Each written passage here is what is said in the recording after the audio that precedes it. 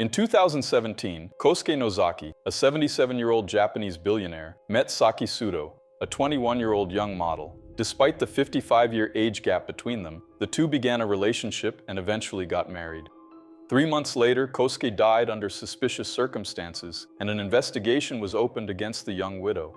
This case became one of the most famous criminal cases in Japan, with a story that felt like it had been taken straight out of a movie. Kosuke Nozaki was born on April 13, 1941, in the city of Tanabe, located in Wakayama Prefecture in southern Japan. At the time, Japan was at the height of World War II. His family was middle class and lived in a busy household. His parents owned a small family-run liquor business, which provided a stable, though not luxurious, income.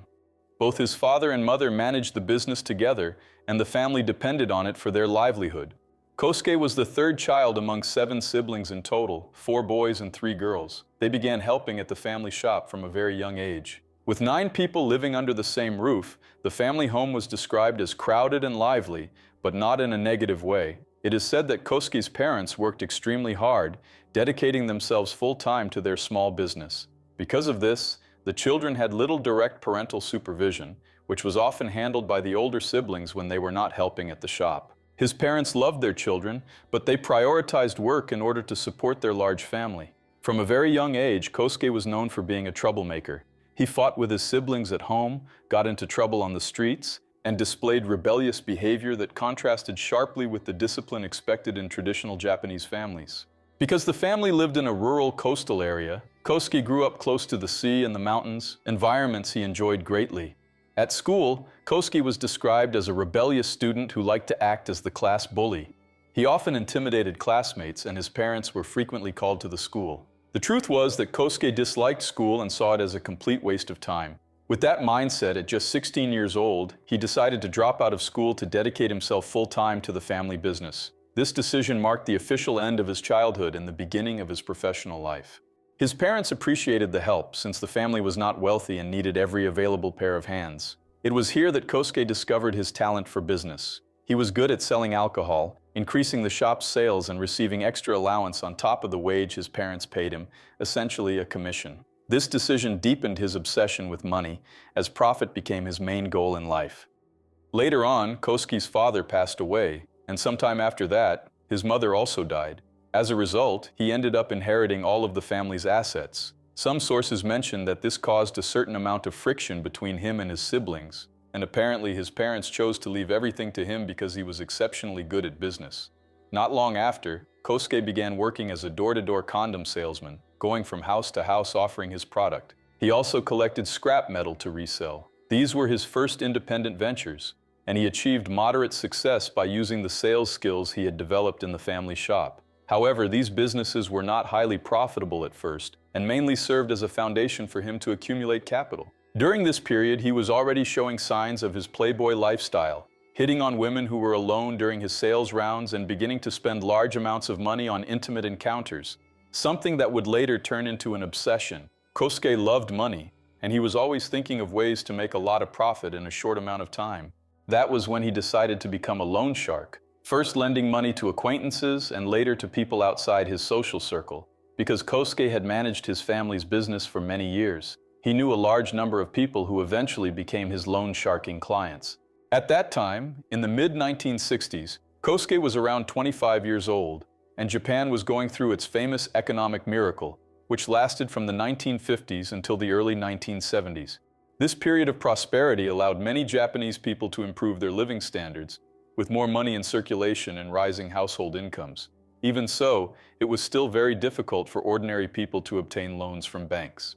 Banks tended to be highly bureaucratic and very restrictive when it came to lending. People with average base salaries, small businesses, or those seeking low-value loans were most often turned away by banks. Because of this, Kosuke's number of clients kept growing, and so did his profits, since he charged high interest rates. With more money in hand, he decided to diversify. Kosuke expanded the family liquor store, which he was still managing, and entered the real estate business. He began buying and building properties, selling some of them and renting out others. He also continued working in the scrap metal business. But what truly brought him the most money was loan sharking. The profit from the loans Kosuke issued was far greater than the combined profit of all his other ventures.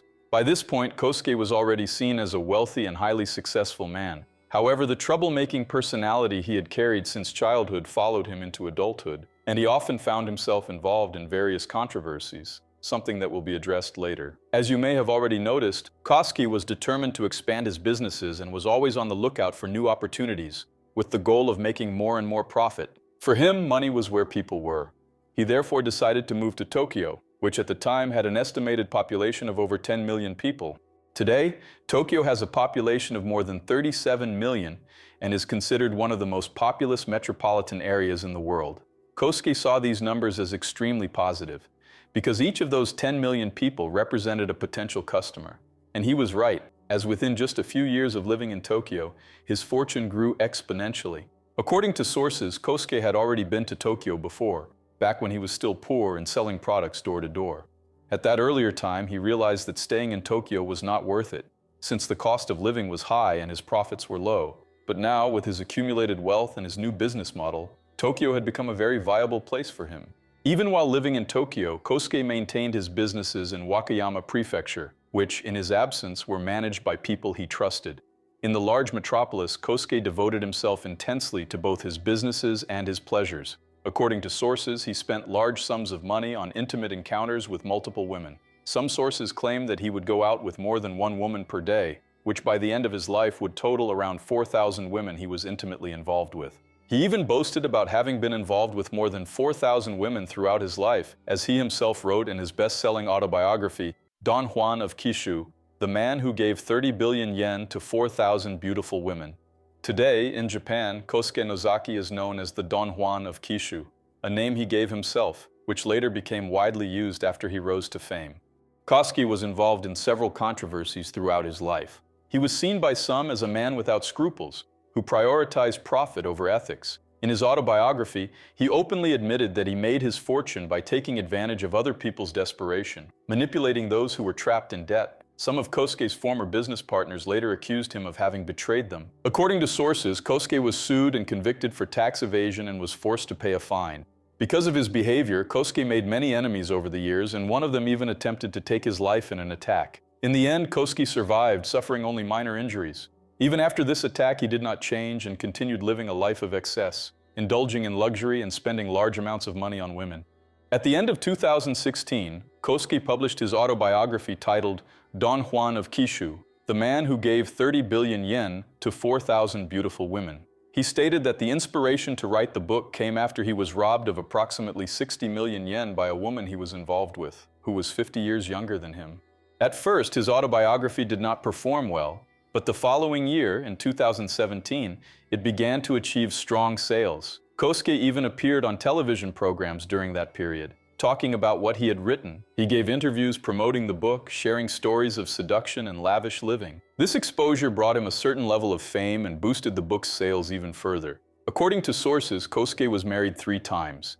His first marriage took place before 1970. There is not much public information about this marriage, but due to conflicts, it ended in divorce. The second marriage happened around 2005, when Kosuke was already over 60 years old. His wife was a much younger woman who worked in entertainment bars and was described as calm and easy to live with. However, like the first marriage, this one also ended in divorce. In total, the marriage lasted 10 years, and there are reports that Kosuke and his ex-wife became involved in a legal dispute over custody of their dog, named Eve. Kosuke won that dispute, securing legal custody of the dog. He had no children with any of his ex-wives, and according to sources, he treated his dog as if she were his daughter and was very attached to her. Now, before I talk about Kosuke's third marriage, I need to introduce the second central figure in this case, a woman named Saki Sudo, who would become Kosuke's third wife. Saki Sudo was born in 1996 in the city of Sapporo, the capital of Hokkaido in northern Japan. The daughter of middle-class parents, she grew up in an environment that allowed for some comforts, such as good quality food and occasional designer items, but nothing extravagant.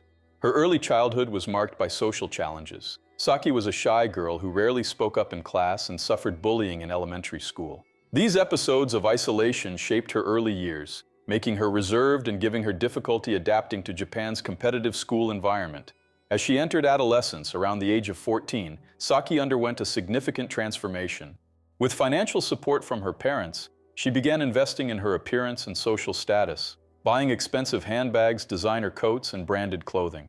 This change helped her make friends and become popular in high school, where she finally met Japan's social and beauty standards. Tall and attractive, she overcame the bullying but developed a deep obsession with money and beauty, which would later guide her life choices. After finishing high school around 2014, Saki chose practical training over ambitious academic studies. She enrolled in a beauty school, specializing in aesthetics and makeup, perfectly aligning with her obsession with appearance.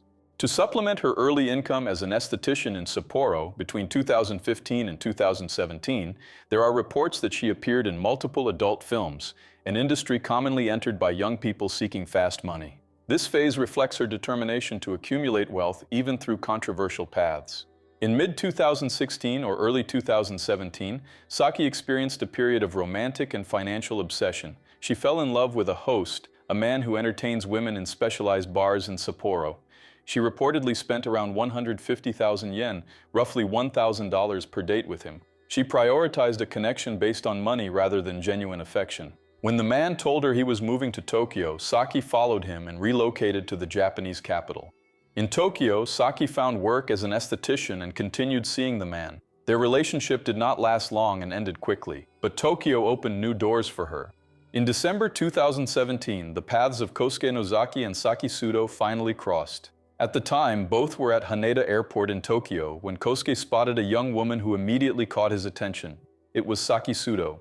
Kosuke found Saki extremely beautiful. To him, she fit perfectly into his ideal image of a woman. Determined not to let the opportunity slip away, Kosuke staged an accidental encounter that felt like something straight out of a romantic movie. He pretended to trip and fall right in front of her, playing the role of a fragile, helpless old man, as if fate itself had conspired to bring them together in that moment.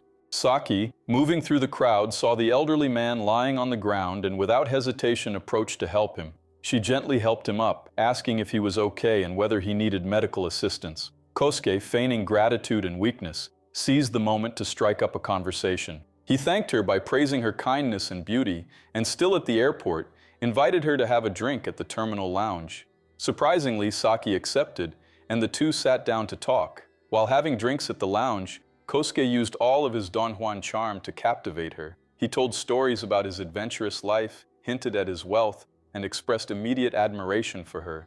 What began as a casual act of kindness quickly evolved into open flirting. Impressed by Saki, Kosuke invited her to dinner that same night at a luxurious restaurant in Tokyo. Saki, perhaps curious or drawn to his aura of mystery and generosity, accepted once again. At dinner, in an elegant and intimate setting, Kosuke continued to invest. He spoke about his desire to settle down in the final years of his life, to find someone with whom he could share his fortune and pleasures.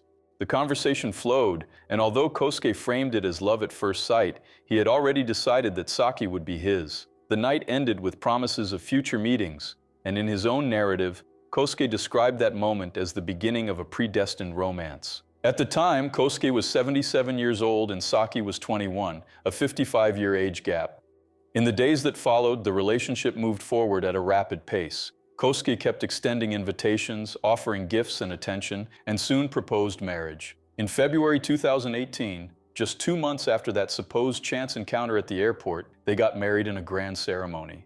In his autobiography, Kosuke romanticized everything as a modern fairy tale, in which a staged fall led to eternal love, conveniently omitting any mention of financial arrangements or introductions through acquaintances. To him, it was proof that even at 77 years old, his powers of seduction were still infallible. Now, before we continue, I need to clarify something for you. That whole story about Kosuke pretending to fall in front of Saki at the airport to get her attention and then inviting her out is completely false. Kosuke made it all up to create a more romantic and special narrative about how he met Saki. He must have been a big fan of romantic comedies, since in most films of that genre there's an airport or New York City involved. It was Saki herself who later revealed that the airport story was not true. She gave details about how they actually met, and the real story is anything but romantic. According to Saki, at the end of 2017, she was working in Tokyo as an esthetician and model, looking for a more comfortable life. It was in this context that a mutual acquaintance, likely someone connected to the entertainment or business world, decided to introduce her to Kosuke, who was known as an eccentric 77-year-old billionaire, famous for his obsession with young and beautiful women. The intermediary suggested the meeting, and Saki, either out of curiosity or attracted by the possibility of meeting a wealthy man, accepted the introduction. Their first contact took place in late December 2017, not in a crowded airport, but in the quiet city of Tanabe, in Wakayama Prefecture, where Kosuke was living at the time. Kosuke welcomed Saki into his mansion, an imposing two-story residence with a large garden, a private pool, and an ocean view. The interior was pure luxury, expensive furniture, works of art, and a silence broken only by Eve's barking. As soon as Kosuke and Saki sat down to talk, he took an envelope out of his pocket and handed it to the young woman. When Saki opened the envelope, she saw it contained 1 million yen in cash, about $6,000. With a smile on his face, Kosuke thanked Saki for coming to meet him that day. Before Saki could even react to the amount, Kosuke got straight to the point and asked her to marry him. Surprised by such an abrupt proposal, Saki jokingly replied that if Kosuke gave her 1 million yen every month, she would marry him. Kosuke did not hesitate and agreed immediately. 1 million yen per month was nothing to him. That very day, the deal was sealed. She would receive 1 million yen every month without having to cook, clean, or perform any household duties. It was a contract, not a romance. In the days that followed, Kosuke repeated the marriage proposal several times, as if he wanted to secure the agreement. Saki had no romantic feelings for Kosuke, but she saw in that situation an opportunity for a calm and comfortable life, as she herself would later admit years afterward in court. They began seeing each other regularly. Kosuke paid the agreed amount on time, and the relationship continued to move forward on a clear and explicit financial basis. However, when Kosuke decided to tell this story to the public, he chose a completely different version, a romantic, cinematic one. The airport incident never happened as their first meeting. Kosuke invented it to embellish his image as the Don Juan of Kishu and to sell more books. What truly brought the two together was a direct introduction, an envelope full of cash, and an immediate marriage proposal, all of it in Tanabe, without dramatic falls or love-at-first-sight moments at an airport. That is why many media outlets reported the airport version as true, even though it was not.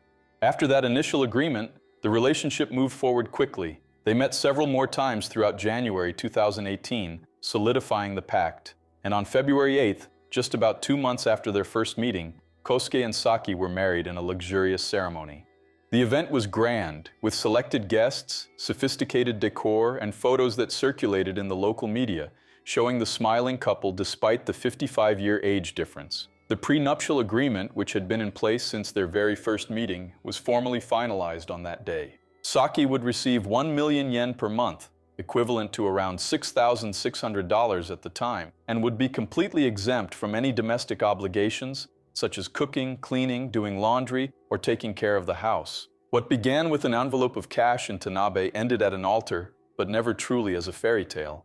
Kosuke continued living in his mansion in Tanabe, while Saki divided her time between there and Tokyo, where she maintained professional contacts.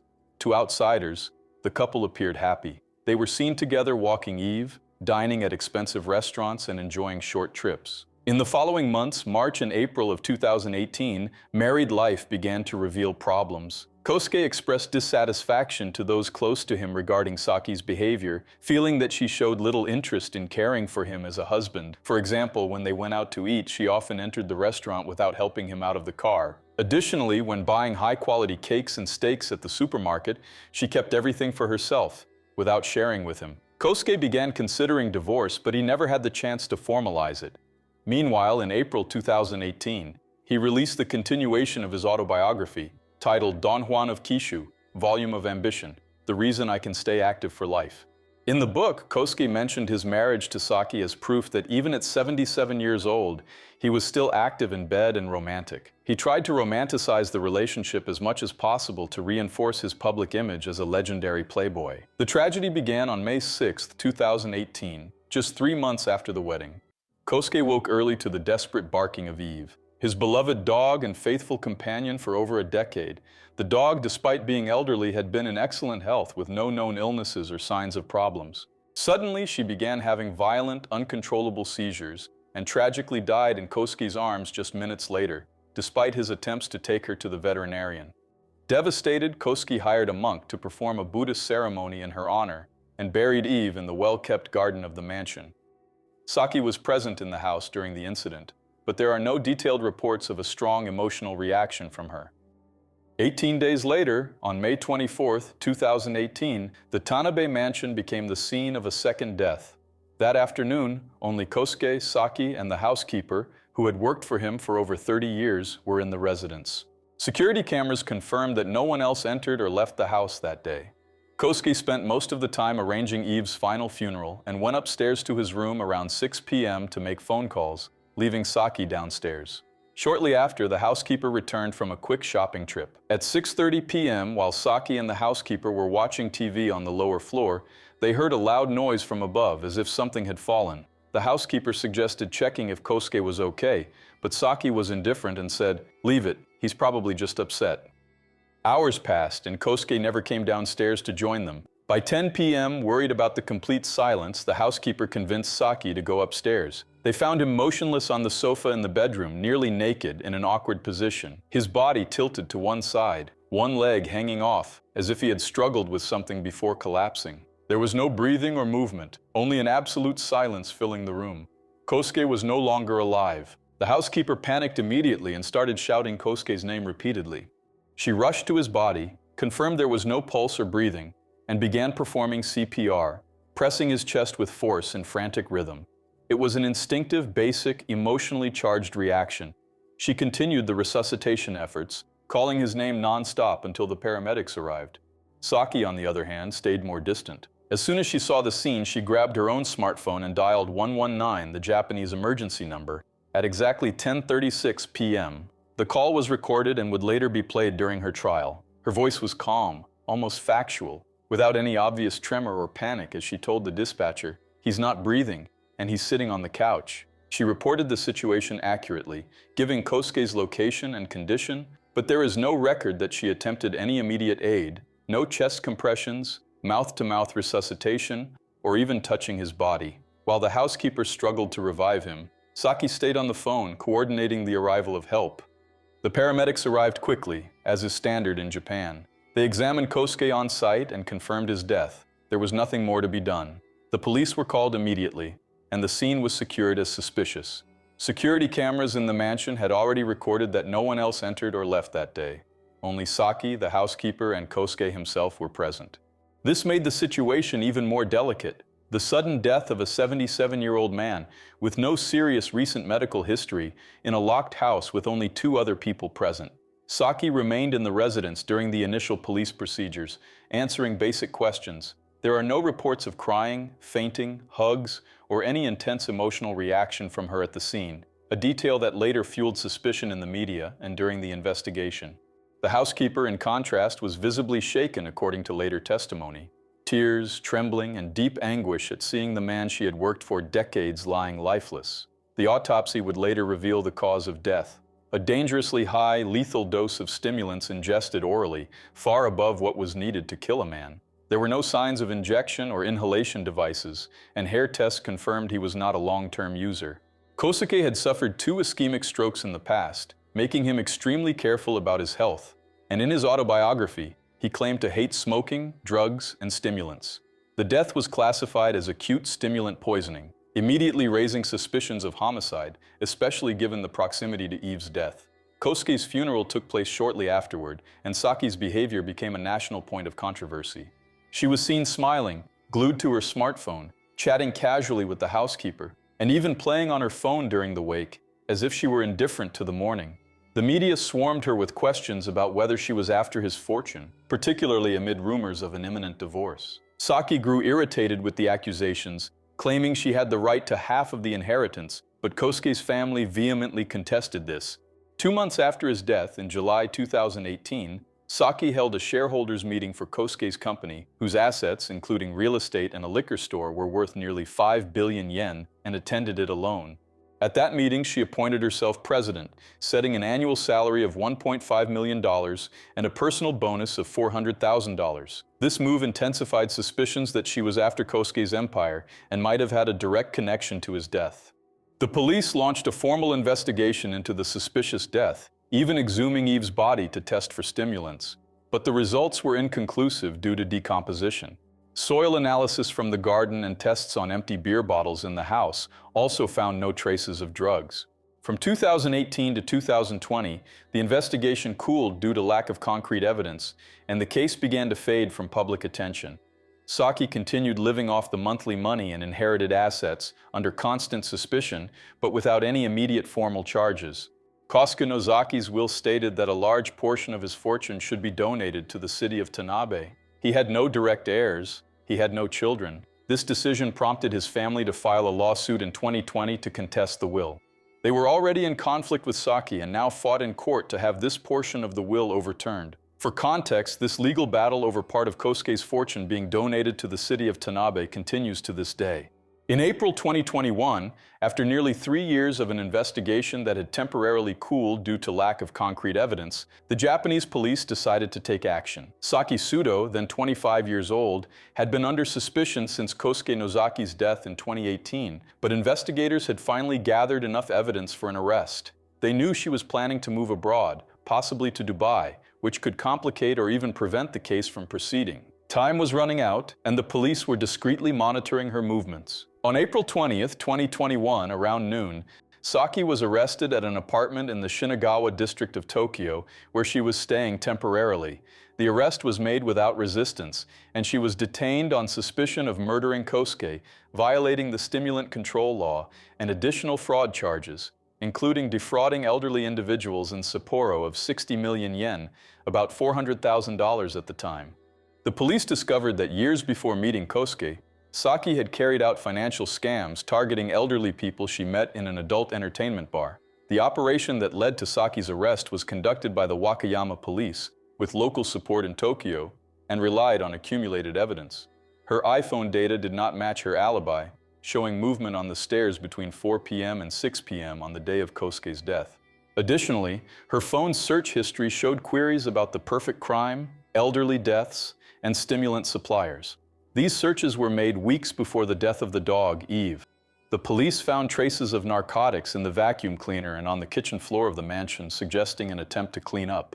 Real transactions with drug dealers were traced, and a plan to flee to Dubai with the accumulated inheritance and Kosuke's company assets was uncovered. Immediately after the arrest, Saki was briefly interrogated in Tokyo and denied all charges, claiming innocence and stating that she loved Kosuke. Later that same day, she was flown to Nankashirahama Airport and then transported by car to the Tanabe police station in Wakayama, where the case was being centralized. The transfer occurred under heavy police escort to prevent any escape attempt or interference. In the days following her arrest, between late April and May 2021, the police released evidence to justify the detention. In addition to what was already mentioned, it included allegations of conspiring with the Yakuza to obtain the inheritance and attempting to divert funds from Kosuke's company. Under Japanese law, an arrest on suspicion of murder allows initial detention for up to 30 days without formal charges, and investigators used this period for intensive interrogations and collection of further evidence.